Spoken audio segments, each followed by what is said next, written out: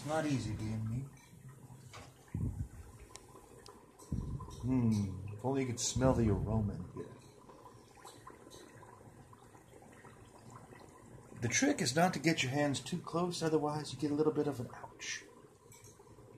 Ouch! As you see there, that is an ouch. Ouch! Today's cooking was brought to you by Pour. Pour, where I bought these at the Dollar Tree. Not really, I bought them at Walmart, but they were still cheap. Alright. Got a nice golden texture. We're going to get it up. Pull the oil out. If we're going to try, the tricky part is when these things get hard, they get caught in these little corners here. I'm trying not to tear this up. And voila! Ooh. A nice little homey shell. Crispy.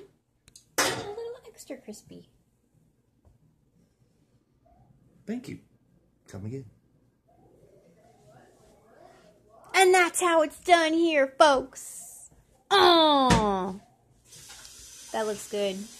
Can you show a picture of the kitten?